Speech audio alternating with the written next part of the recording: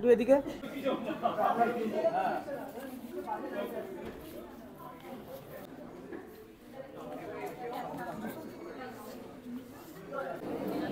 Finally release হচ্ছে। অনেক দর্শকদের মতন আমরাও ভীষণ অপেক্ষা করে আছি যে কাজটা কেমন করেছি সেটা দেখার জন্য। তো সবার মতন আমরাও এক্সাইটেড। আপনারা একটু ধৈর্য ধরে যান, এসেই গেছে। ফেলুদা রিলিজ করতে চলেছে হইচইতে। দারুণ লাগে। আমরা জবে থেকে আমাদের দেখা হয়েছে, আমাদের মধ্যে ভীষণ বন্ধুত্ব হয়ে গেছে। আমরা বন্ধুর মতন মিশি, ঘুরে বেড়াই এবং আমাদের কাজ করি। তো ওদের সাথে যাওয়া মানে একটা একটা পিকনিকে যাওয়ার মতন, একটা ফ্যামিলি পিকনিকে, ট্রিপে যাওয়ার মতন।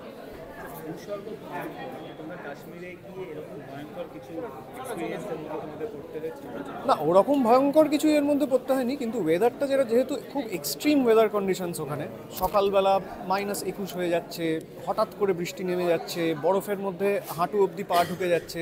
তো ওই এক্সপিরিয়েন্সগুলো ভয়ঙ্কর ঠিক নয়, এটা থ্রিলিং, এক্সাইটিং। বাট হ্যাঁ, মানে কিছু কিছু সময় অত ঠান্ডার মধ্যে কষ্টও হয়েছে, কিন্তু that's part of the fun. Topshe চরিত্রটার সম্পর্কে সবাই মোটামুটি ওয়াকিবহাল। তোপসে হচ্ছে যাকে বলে, ইংরেজিতে যাকে বলে ফয়েল, একজন ডিটেকটিভের সাথে থাকে, অ্যাসিস্ট্যান্ট বলা যেতে পারে। লালমোহনবাবু আর তোপসে মিলিয়ে অ্যাসিস্ট্যান্ট ফেলুদার। কিন্তু ফেলুদা একটা দুজনের মধ্যে একটা ব্রিজের মতন, যে একদিকে একটা ক্ষুরোধার বুদ্ধি, একদিকে এই মানুষটি লালমোহন গাঙ্গুলি, তাদের মাঝখানে একজন রয়েছে যে অবজার্ভ করছে এবং লেখাটা ন্যারেট করছে। দর্শক তো প্রত্যেকবার এক একজন তোপসেকে দেখেই থাকে, তো তোমাকে এবার দেখবে, তো এটা নিয়ে কি কোথাও একটু নার্ভাসনেস থাকে যে না দর্শক কতটা অ্যাকসেপ্ট করবে? না, নার্ভাসনেস নেই, কারণ দর্শক অ্যাকসেপ্ট করবে কি করবে না সেটা তো আমার হাতে নেই। আমি আমার কাজটুকু করে যেতে পারি। বাকিটা দর্শকের যদি মনে হয় ভালো তাহলে ভালো, যদি না ভালো লাগে তাহলে না ভালো লাগে, ওইটা আমার হাতে নেই, তো আমার নার্ভাস লাগে।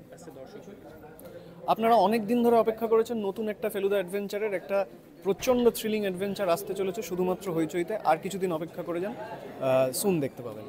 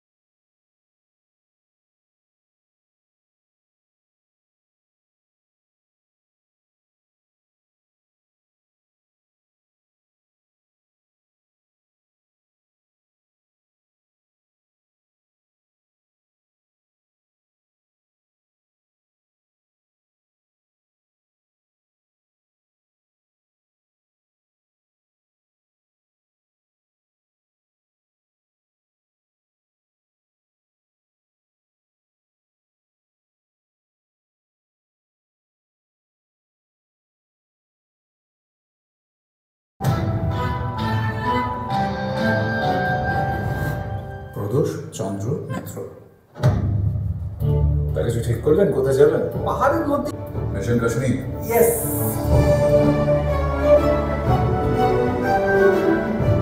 কি সুন্দর ফেলুদা।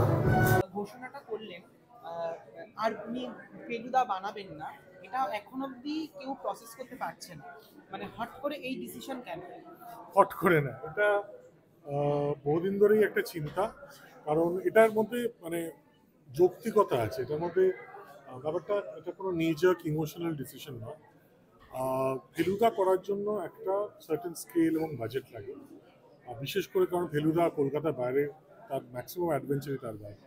এবং এই মুহূর্তে দাঁড়িয়ে ওয়েব সিরিজের যা বাজেট, একটা নর্মাল ওয়েব সিরিজের বাজেটের দ্বিগুণেরও বেশি কিন্তু হইচই আমায় দিয়েছে, কিন্তু তা সত্ত্বেও সেটা পর্যাপ্ত নয় আপোষহীনভাবে ফেলুদা করার জন্য।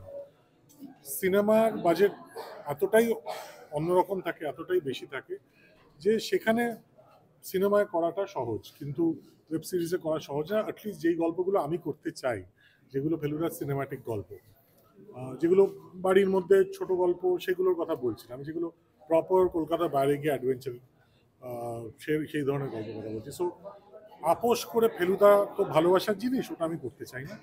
এবং ভূস্বর্গ ভয়ঙ্কর এমন একটা উচ্চতায় চলে গেছে ভিজুয়ালি, যে এটাকে যদি আমার বেটার করতে হয়, I can't do it on web. So which is why the decision. আর এই গল্পটাকেই কেন বাঁচলে তোমার লাস্ট ফেলুদা হিসাবে?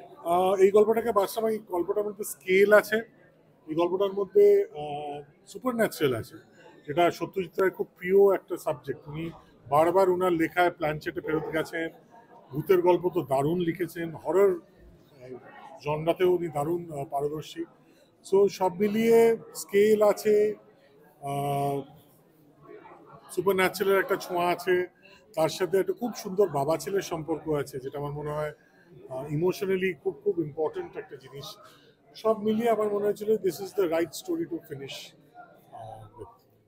আমার যেহেতু পার্সোনালি দুবার কাশ্মীর যাওয়া, আর ভাবতে পেরেছিলে যে হবে কি হবে না। হ্যাঁ, কারণ আমরা আগের দিন, শুটিংয়ের আগের দিন গিয়ে দেখি যে রাস্তাই নেই, পুরো রাস্তায় বরফ, চেন দিয়ে টেনে নিয়ে যাওয়ার মতো অবস্থাতেও নেই।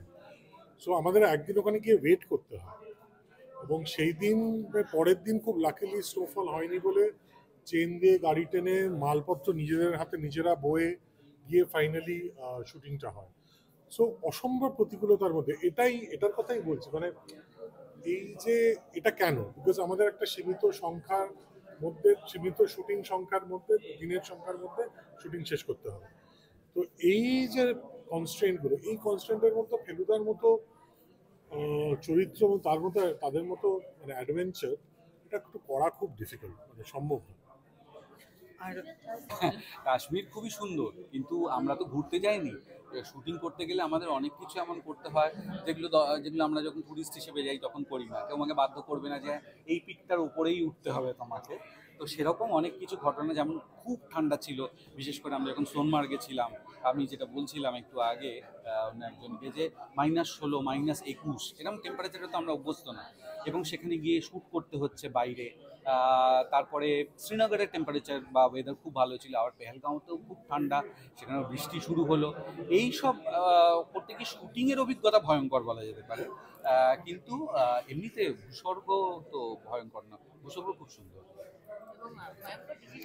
ও যেটা বললো যে ও আর করতে চায় না ফেলুদা এরপরে।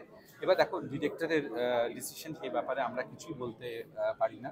আমরা নিজেরা এতটা জানতাম না, একটু হালকা শুনেছিলাম, মানে ও বলছিল যে শুটিং চলাকালীন, কিন্তু সেটা খুব এতটা যে ডিপ ও যে ডিসিশন নিয়েছে সেটা জানতাম না। এবার এটা ডিরেক্টরের নিজের সিদ্ধান্ত, কিন্তু আমাকে যদি জিজ্ঞেস করো আলাদা করে, আমি ব্যক্তিগতভাবে নিশ্চয়ই চাইবো যে ও আবার করুক, এবং এমন কোনো গল্প যদি নির্বাচন করে যেখানে লালমোহনবাবু আছে সেই গল্পে, তাহলে যাতে আমাকেই আবার নেয়, আমি সেটাও চাইবো। তো এটুকুই বলবো। এটা এটা এটা খুব মানে এটাও খুবই রিসেন্ট এই ডিসিশনটা হয়েছে। ও চাইছিল যে একবার অন্তত বড় পর্দায় যদি দেখানো যায়। তো একটাই মাত্র শো হবে, একটা প্রিমিয়ার হবে, কারণ এটা তো বানানো অ্যাকচুয়ালি ওয়েব সিরিজের জন্যে, যদিও বানানোটা হয়েছে বড় ছবির মতো করে, কিন্তু এটা বানানো তো 20 তারিখে রিলিজ করবে। এটা হচ্ছে হইচইতে দেখতে পাবেন সবাই, যদি মোবাইলে হয় বা এখন যেটা হয় যে কাস্ট করে বড় করে দেখা যায়, সেটা দেখতে পারেন। কারণ এটা ভিজুয়ালি এতটা স্পেকটাকুলার যে বড় পর্দায় দেখতে খুব ভালো লাগবে। কিন্তু যেহেতু এটা বড় পর্দার জন্যে পারমিশন নিয়ে বানানো না বা রাইটস নিয়ে বানানো না, সুতরাং ওটা তো কন্টিনিউ করা যাবে। ওই একটাই শো হবে ওটায়, তো আমরাও একবার দেখবো।